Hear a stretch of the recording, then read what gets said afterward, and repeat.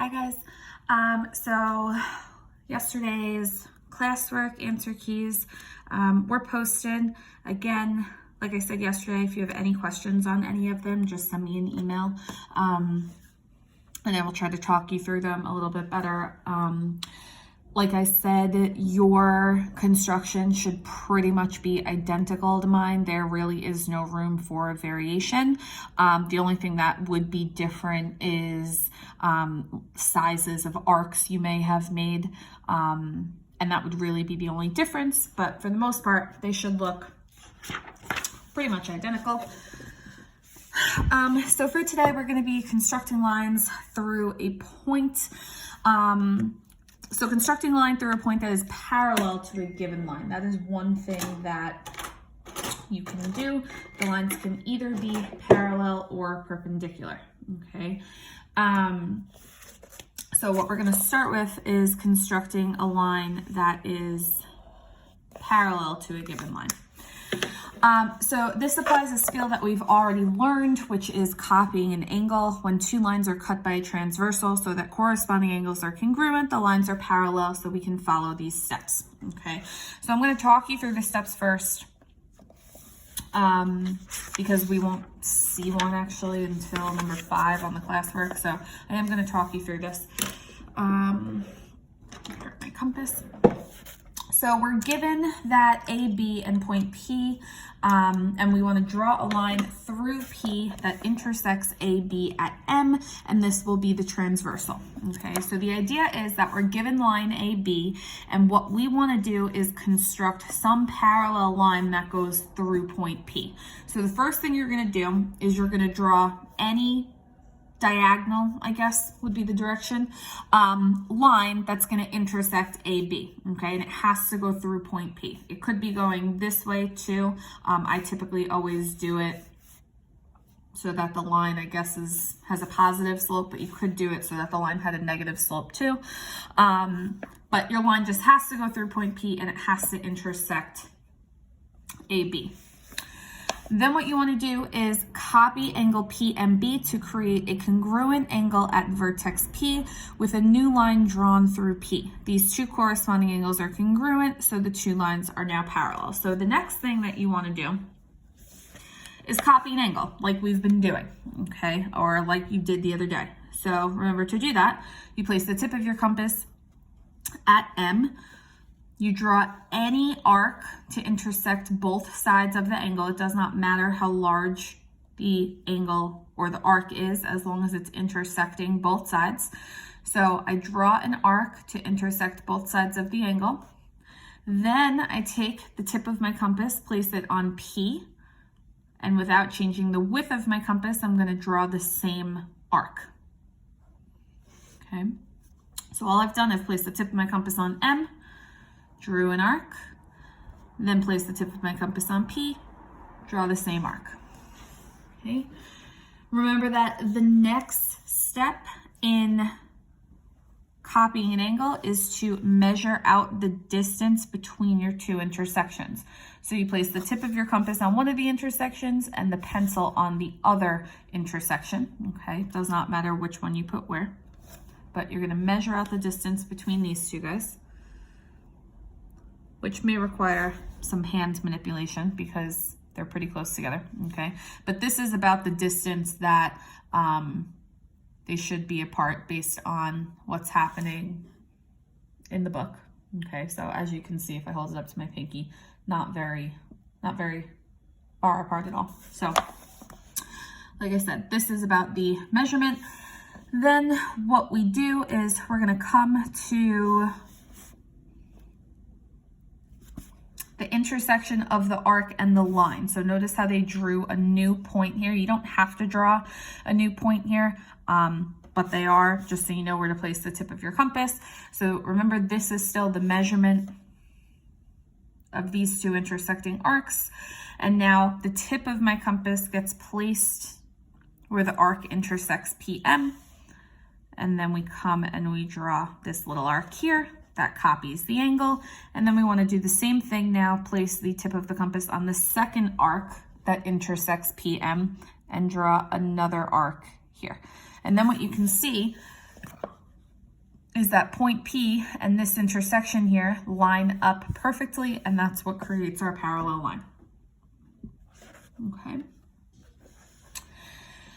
If you prefer, the angle could be copied to the other side of the transversal to create alternate interior angles that are congruent as shown below. So most people, 9 times out of 10, do it with corresponding angles. So you'll notice now that this angle here corresponds to this angle here, so they're congruent.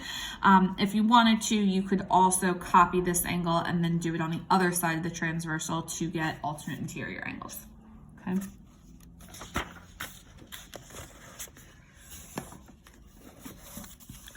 Okay, next thing is constructing a perpendicular line through a point on a given line. Okay, so this is important because now the point is on the line. So we're going to do it with the point on the line and with the point not on the line. So in this case, the point is on the line. So we can use a method similar to constructing a perpendicular bisector. Suppose P is a point on AB. So placing the compass tip at P, draw arcs at equal distances from P on AB that intersect the line at points C and D. P is now the midpoint of CD.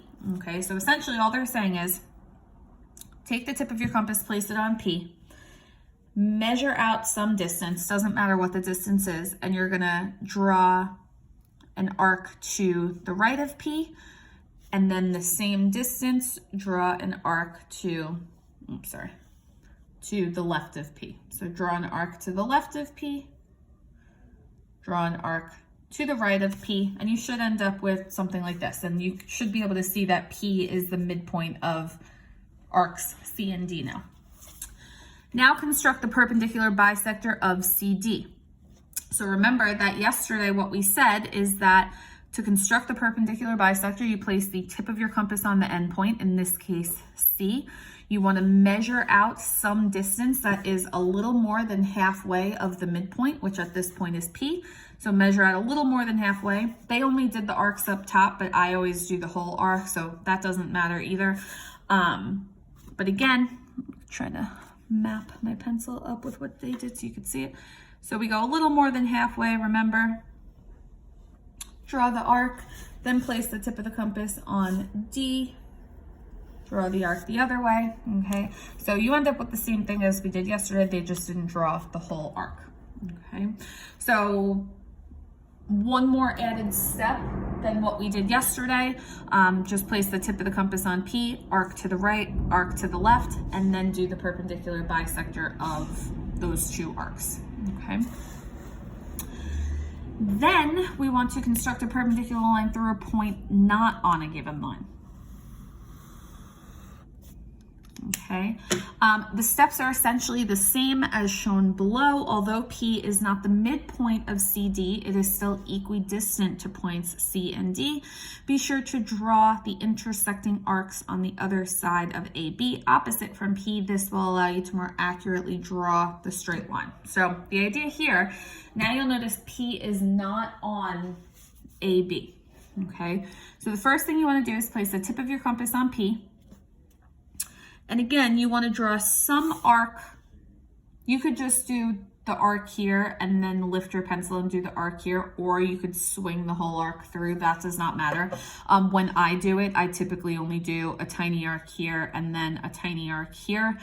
So when you see mine, if it looks a little different, that's why. I just don't do the whole arc, but it is the same thing. It does not matter.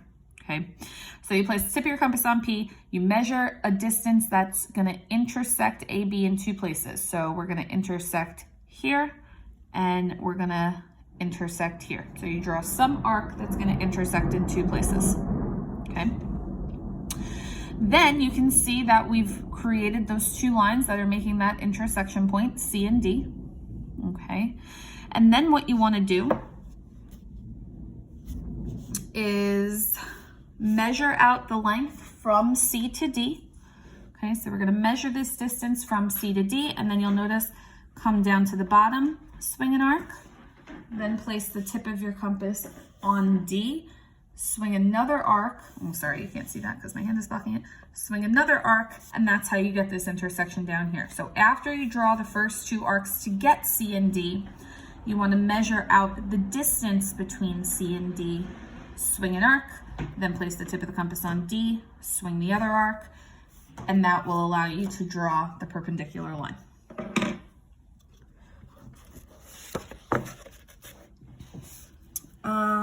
Okay, so looking at the classwork now. So we're looking at number 2 on page 494.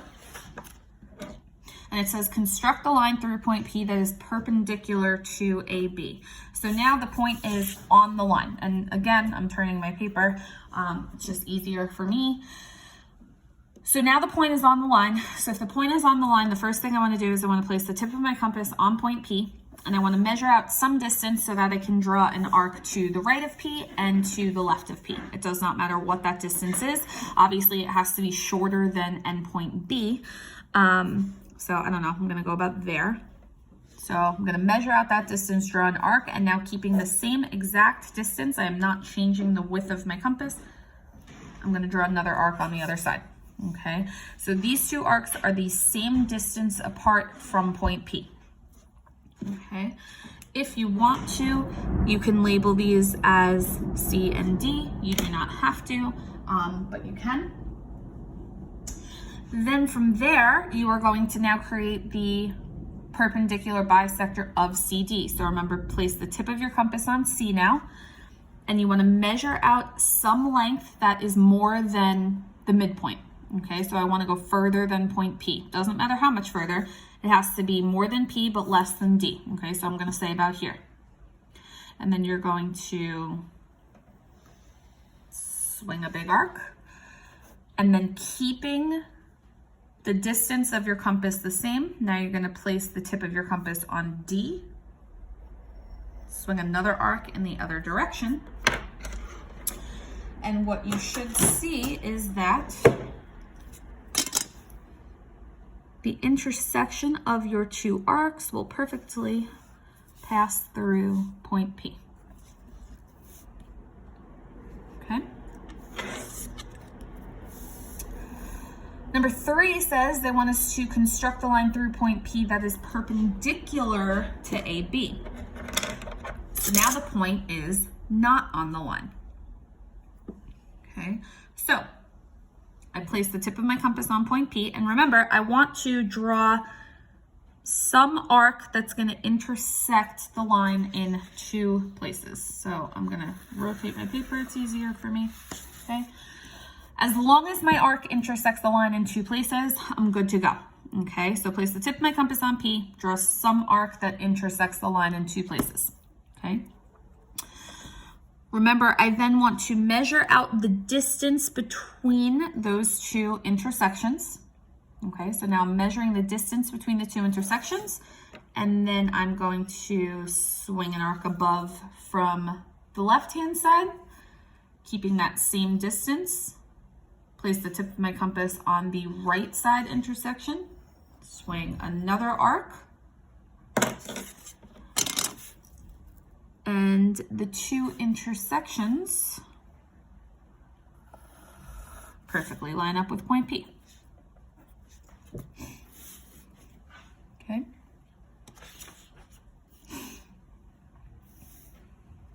Okay. Number 4 says construct the altitude of triangle ABC. What does it mean for something to be an altitude? What does an altitude do? Okay, so an altitude creates right angles, okay, meaning that it's perpendicular to the line that it's being drawn to. So really, essentially, if you're thinking about it, if you kind of imagined AC and BC not to be here, this kind of looks exactly like what we did in number 2. Point C is our point that's not on the line, and AB is our line. So we're gonna follow the same process, okay?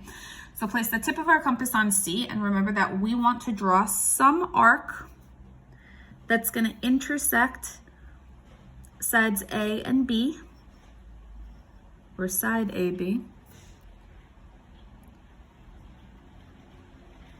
Okay. And if you had to extend AB a little bit, you could, okay? In this case, I didn't have to, it worked out, okay? So now we're gonna measure out that length of those two intersections. Okay, so now measuring out those two arcs, the distance between those two arcs. Swing an arc down below. Keep that same distance. Place the tip of my compass on that second arc. Swing another arc to intersect the first one.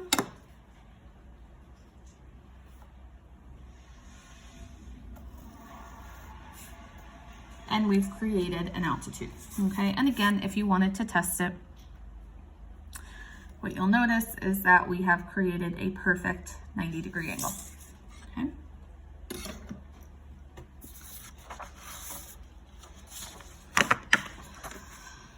Okay, and then the last one I'm gonna do with you, only because 6 is just matching. You should be able to do that.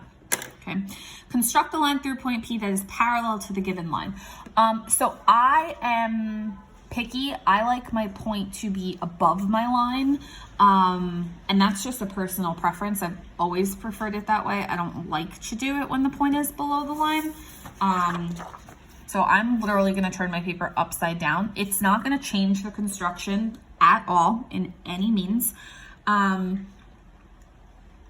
The only thing it really does is it just makes it easier for me, and I find that I'm more comfortable kind of manipulating my hand to do the construction when the point is above the line, okay? But it really doesn't matter. If you want to do it with the point below the line, do it with the point below the line. It doesn't matter, okay?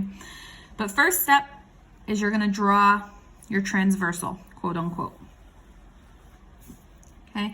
Remember, it doesn't matter which direction you draw it in. I always draw it with a positive slope, but it has to be going through point P, and it has to intersect your line. I'm gonna label this AB, okay? So it has to go through point P, and it has to intersect your line, okay? Then the next thing that we wanna do is copy an angle. And let's call this D, just so I have reference, okay? So we're gonna place the tip of the compass at D, and then I want to measure out a length.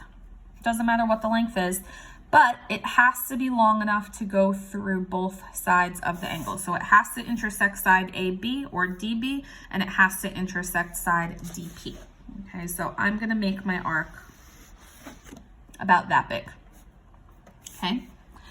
Keeping that same exact distance. So your compass should still be set to the length of the first arc here. I'm now going to place the tip of my compass on point P.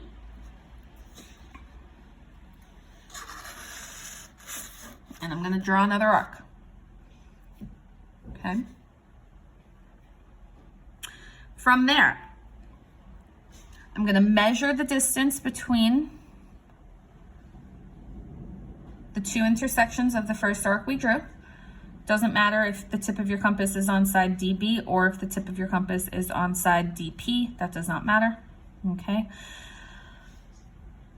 So we measure out, I'm sorry if my hand is blocking this right now, I just gotta get the measurement.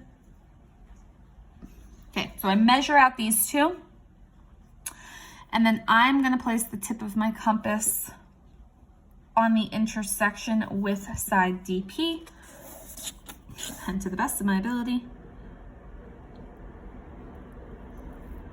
draw another arc to intersect the first one we drew, okay? So what I just did is I measured out the distance between the intersections of my first arc, and then keeping that same exact distance, placed the tip of my compass on the intersection of this arc with DP, and drew another arc to intersect the first one, okay?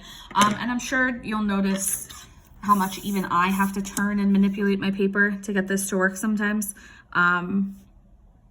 Just find whatever's comfortable for you, okay? But what you'll notice is that when I now connect point P to that intersection, I have constructed a parallel line, okay? And if I did it so that the line was below, it's the same thing. It would look like this if you did it keeping your paper facing upright. wouldn't matter, but you should get something that looks like this. Okay. Again, if you have any questions, send me an email. There's a ton of videos on YouTube and stuff that you guys can search if you find that you're still really having trouble with this. I know it's not the easiest thing to get the hang of. The manipulation of the compass can be difficult to learn at first.